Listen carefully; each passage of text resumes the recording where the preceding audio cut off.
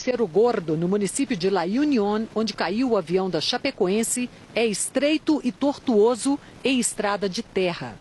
Bem, a gente chegou até esse ponto aqui, onde fica uma base da Polícia Nacional, e daqui segue a pé até o local do acidente. Tem mais alguns minutos aí pela frente. Olha, daqui já dá para imaginar a dificuldade para acessar esse lugar do acidente, porque olha,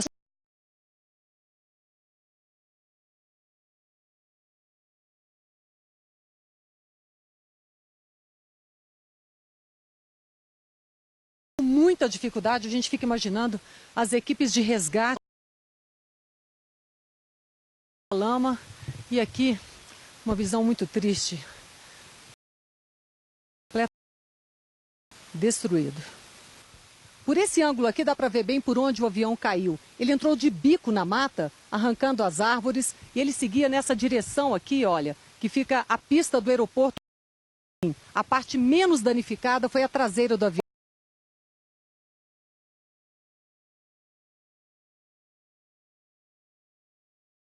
Agora só fazem a segurança aqui desse lugar para guardar a fuselagem até a retirada dela. Mas eu conversei com alguns policiais que foram os primeiros a chegar até esse lugar. Eles não podem gravar, mas me contaram muitas histórias desse resgate, histórias muito tristes. Era noite, chovia muito, muito barro, não tinha luz suficiente. Então eles retiravam essas pessoas sobreviventes e levavam sozinhos aqui, carregando por esses lugares aqui até chegar à base nacional, que fica a mais ou menos 1 quilômetro daqui, e também a retirada dos corpos, que foram deixando aqui até que o helicóptero pudesse chegar para carregar essas pessoas. E eles também contaram do resgate do goleiro Follmann. Ele não sentia as pernas, reclamava de muito frio, pedia água o tempo todo e fez um pedido especial para que não deixassem que ele morresse. Essas pessoas que trabalharam no resgate por mais de 24 horas em condições muito complicadas, debaixo de chuva, com muito frio, muita lama, retirando esses passageiros que estavam presos à fuselagem, eles também se sensibilizaram e fizeram uma homenagem. Construíram uma cruz que agora está enfeitada por hortênsias e ela deve ficar para sempre aqui nesse local da tragédia. Aquela pista que a gente consegue enxergar lá no fundo é o aeroporto José Maria Córdoba, de Medellín, onde o avião da Chapecoense iria pousar. O mais impressionante é que nós estamos a mais ou menos 5 minutos de caminhada até o local do acidente. Isso dá ideia da proximidade do aeroporto. A gente consegue enxergar a pista daqui. Uma fonte da Polícia Nacional, que foi uma das primeiras pessoas a chegarem até o local do acidente, me contou que ajudou no resgate da comissária Jimena Soares. Ela tinha poucos ferimentos e contou à equipe de resgate que o que provocou a queda do avião foi falta de combustível. Jimena também falou aos socorristas que as luzes do avião se apagaram e que a aeronave caiu rapidamente.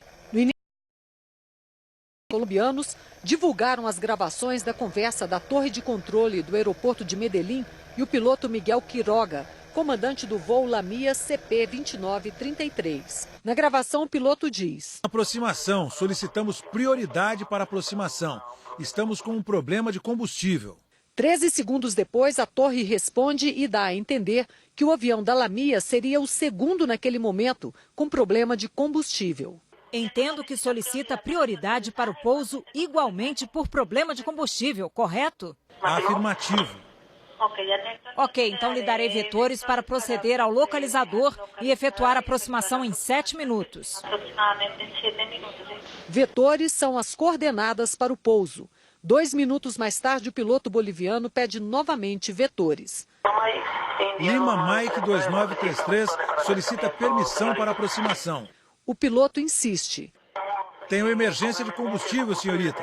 Por isso, te peço de uma vez um trajeto final. Preciso descer imediatamente. Lima Mike 2933. Capitão, você tem 210. Preciso que baixe de nível. Teria que virar à direita para iniciar sua descida. Negativo, senhorita. Já estamos iniciando a descida e precisamos do localizador. Pouco depois ele diz: Senhorita, voo Lima Mike 2933 está em falha total. Você está a 8,2 milhas da pista. Que altitude tem agora? Jornais colombianos divulgaram o áudio de um copiloto da empresa Avianca que escutou a conversa do copiloto da Lamia e a torre de controle em Medellín. O Jornal Nacional confirmou a autenticidade da gravação com uma fonte da Avianca. A versão do piloto da Avianca é a mesma da aeromoça que sobreviveu ao acidente da Lamia. Solicitamos prioridade para proceder à pista, solicitamos prioridade para proceder ao localizador. Temos problemas de combustível, agora temos falha elétrica total. Ajuda, orientação para proceder à pista. E aí a coisa parou. Nós começamos a chorar no avião, nós ficamos muito mal. E aí mesmo escutamos a torre também chamando o avião e a controladora chora e chora pela frequência. Responda, responda, e não respondia. O jornal El Tiempo de Bogotá disse que o copiloto Juan Sebastián Upegui, da Avianca, será chamado para prestar depoimento. O piloto da Avianca estava num dos 4 aviões que se aproximavam do aeroporto de Medellín pouco antes do acidente. Eram as aeronaves da Lamia, que levava a delegação da Chapecoense, uma da Avianca, uma da Latam e uma 4ª companhia Viva Colômbia, que estava indo para o Caribe e foi desviada para Medellín porque o piloto detectou um vazamento de combustível. O Viva Colômbia pediu prioridade de pouso e os controladores atenderam o pedido. Enquanto isso, o avião da Lamia voou em órbita, como mostra a imagem do site Flight Radar 24. As características da aeronave vão ser consideradas na investigação. O Avro RJ-85 de fabricação inglesa poderia voar a uma altitude de até 10.600 metros e conseguia percorrer 3.000 quilômetros de distância com capacidade de combustível para ficar no ar cerca de 4 horas e meia. Calculando a rota entre Santa Cruz de la Sierra e Medellín, o voo deveria percorrer 2.985 quilômetros, quase o limite da autonomia. Quando chegou em Medellín, o avião já tinha voado 4 horas e 15 minutos. Tinha só 15 minutos de reserva. Outro item que dá pistas para o que pode ter acontecido é o plano de voo. Segundo especialistas, o piloto poderia ter feito uma escala para reabastecer em Cobija, extremo norte da Bolívia, e dali retomar a viagem até Medellín, na Colômbia. Ou então fazer um pouso na capital, Bogotá, antes de seguir para Medellín. Nessa gravação feita pouco antes da viagem, a tripulante Cici Arias se confunde ao falar das cidades. La mía, como siempre, transportando a equipos de fútbol, neste caso a Chapecó, llevándolos hasta la ciudad de Medellín, Bogotá, Colômbia, perdão. Segundo esse especialista, a pane elétrica citada pelo piloto da Lamia nas conversas com a torre pode ter sido causada pela falta de combustível. Sem energia dos motores, também faltaria energia elétrica. A pane elétrica começou quando o motor parou, porque a turbina deixando de funcionar, o gerador não gera energia, logicamente não tem energia no avião. Essa brasileira que estava no voo da Viva Colômbia relatou o que ouviu de funcionários da empresa depois de pousar. Tivemos que ir para a sala de espera. Foi nesse momento que eu encontrei uma policial do aeroporto falando com uma colombiana sobre uma tragédia que teria acontecido com uma brasileira. E aí eu interrompi a conversa e falei assim, eu sou brasileira, o que aconteceu? E ela me informou que, em outras palavras, que o nosso avião ele pode ter prejudicado a queda do avião dos brasileiros, né, do time todo. E como a gente realizou uma parada emergencial, eles tentaram fazer a mesma coisa, mas eu não sei se foi prioridade, se a gente chamou primeiro. Nosso voo estava pousando e eles tiveram que esperar um pouco no ar e logo depois aconteceu toda essa tragédia. Outra passageira disse o que ouviu de um policial. O policial informou que um avião que estava vindo da Bolívia com um time chapecoense, com aproximadamente 81 pessoas a bordo, tinha acabado de cair próximo ali. E basicamente foi porque a gente tinha alertado a emergência antes, ou a torre tinha dado prioridade para o nosso avião, para pousar. Em entrevista ao jornal El Tiempo, o general boliviano Gustavo Vargas, um dos diretores da Lamia, disse que o normal naquele voo teria sido fazer uma parada em Cobija, na Bolívia, para reabastecer. Em vez disso, o piloto preferiu seguir uma rota passando perto de Bogotá. Aí, de acordo com o diretor da Lamia, teria que avaliar se precisava ou não reabastecer em Bogotá antes de continuar para Medellín. Segundo o diretor da Lamia, se o piloto decidiu seguir em frente é porque achou que tinha combustível suficiente. Na primeira etapa da viagem, o zagueiro Felipe Machado, da Chapecoense, em tom de brincadeira, chegou a citar a cidade de Cobídia como uma das paradas da equipe. Acre, depois nós vamos pra onde, Cadu? Acre de novo. Cobídia. O Jornal Nacional voltou a ouvir o piloto e escritor Ivan Santana para analisar essas novas informações sobre o acidente com o avião da Lamia. A reportagem é de Carlos Delanoy. Boa noite. Como vimos na reportagem da Lília Teles, muitas informações surgiram nas últimas horas sobre o acidente com o avião da Chapecoense. Todas essas informações reforçam a hipótese levantada ontem aqui pelo Ivan Santana de que o acidente ocorreu provavelmente por conta de uma pane seca, falta de combustível. Esse avião saiu de Santa Cruz de la Sierra, na Bolívia, para Medellín. Essa viagem dura 4 horas e meia, capacidade de 4 horas e meia. Mas quando ele se aproximou do aeroporto internacional de Medellín, ele já tinha feito 4 horas e 15. É um tempo muito apertado, né, Ivan? Muito apertado. Se o avião pode voar no máximo 4 horas e meia, e ele está calculando que vai demorar 4 horas e 15, ele só tem 15 minutos de folga. Isso é muito apertado, se houver qualquer problema, qualquer incidente no meio do caminho, ele não vai conseguir chegar a tempo das 4 horas e meia. Informações divulgadas nas agências, uma entrevista com integrantes da empresa, Lamia, informaram que o correto seria ter feito uma escala em Cobídia, no norte da Bolívia, ou então aqui em Bogotá, para garantir essa viagem completa. Isso não foi feito. É provável que ele tenha colocado no plano de voo uma escala em Cobídia para que o plano de voo fosse viável. E é possível também que, ao passar por Cobídia, ele tenha chegado à conclusão de que daria para chegar em Medellín e continuar a viagem. Nesse caso, teria sido um erro não parar. Claro, se ele tivesse parado em Cobídia, não teria acidente, nós não estaríamos conversando sobre isso aqui. Agora, a viagem continuou e apareceram surpresas no caminho. Foram aparecendo problemas que agravaram a situação. A gente vê aqui no mapa que, chegando o avião da Lamia perto de Medellín, outros 3 aviões também estavam se aproximando.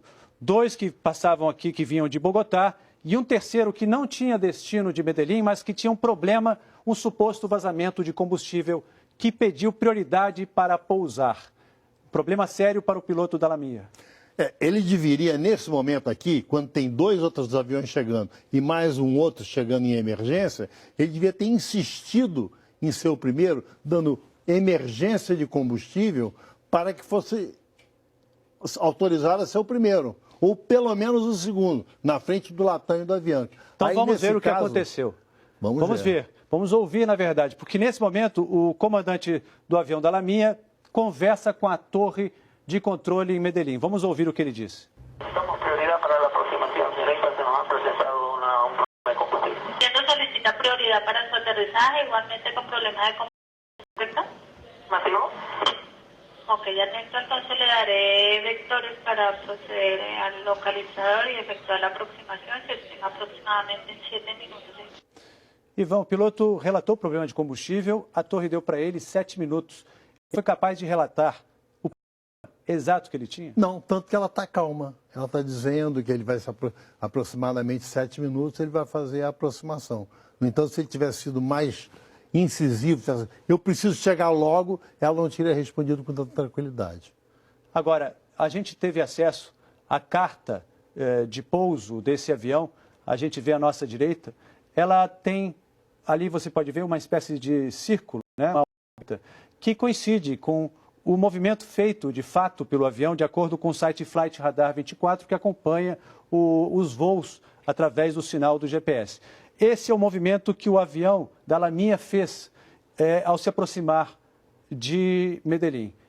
Essa carta, ela deve ser obedecida à risca? Ela deve ser obedecida porque essa carta é feita em função das montanhas que existem ao lado do aeroporto, ou de edifícios, ou de acidentes geográficos. Cada aeroporto tem a sua carta. Então, Medellín tem que fazer essa curva, essa órbita, antes de ir para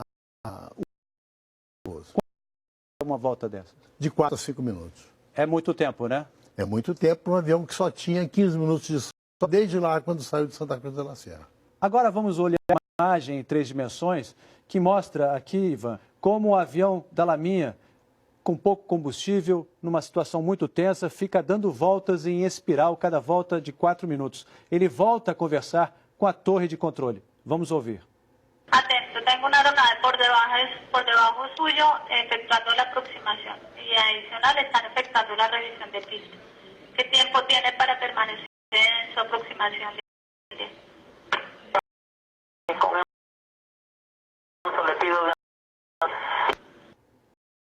Emergência de combustível, o piloto diz que precisa o trajeto final.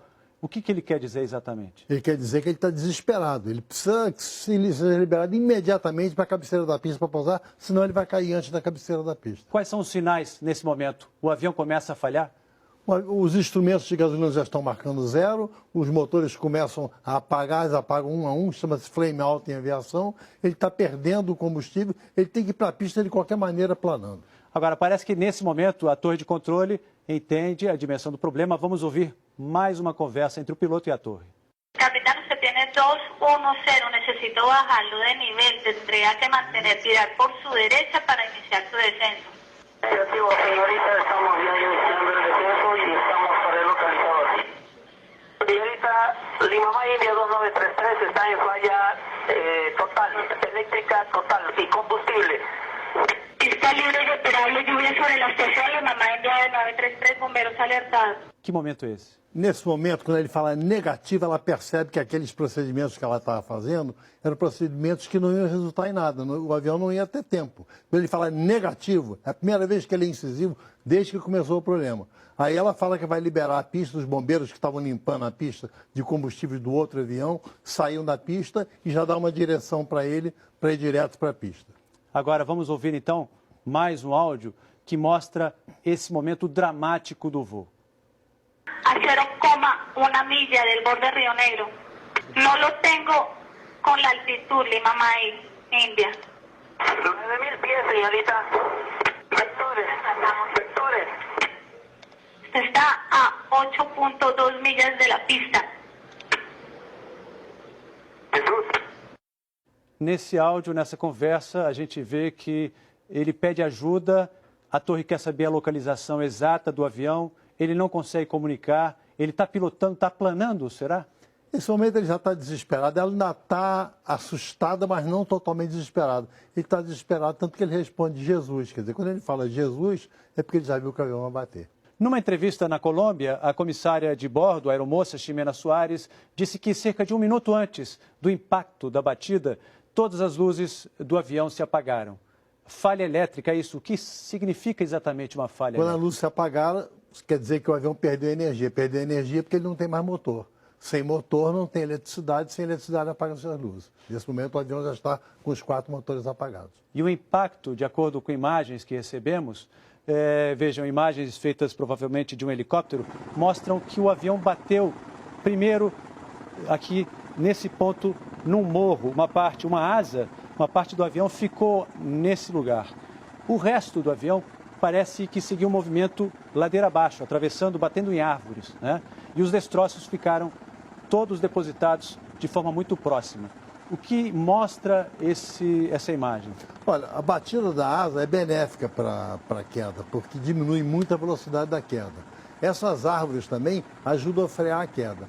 O problema é que o avião se espatifou todo. Se ele não tivesse se espatifado, ele tivesse cortado as árvores e chegado mais ou menos inteiro, teria sobrevivido mais gente. Mas essa descida em tobogã que ele fez minimizou a queda, tanto que os corpos não foram muito deteriorados, estavam quase inteiros e houve sobreviventes. E justamente como é que foi possível que houvesse sobreviventes nesse acidente?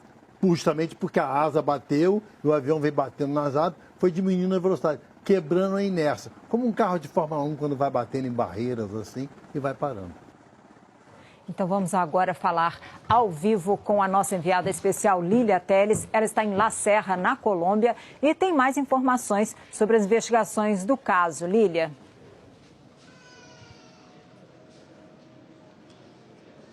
Oi, boa noite, Juliana. Olha, a todo momento surgem novos sinais de que realmente faltou combustível e que essa pode ter sido a causa do acidente. Em uma entrevista, por exemplo, ao site de notícias El Deber, da Bolívia, o filho do copiloto, Ovar Goitia, afirmou que a empresa Lamia sabia que o avião com a delegação da Chapecoense pousaria no aeroporto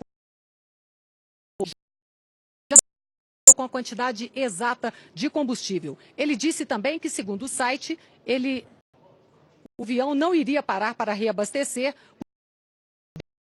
tinha muito. Ainda segundo Bruno Goitia, não é procedimento normal encher o tanque até o topo. Mas o aeroporto de Cobidia, onde poderia ter sido feito o reabastecimento, não tem luzes à noite para recarga. Além disso, havia também uma pressa porque os jogadores precisavam treinar. Ou seja, toda hora tem linha de investigação nova, justamente nesse jogo de palavras cruzadas aí, de quebra-cabeças. Juliana e Heraldo. Obrigado, Lília. O estado geral de saúde dos 6 sobreviventes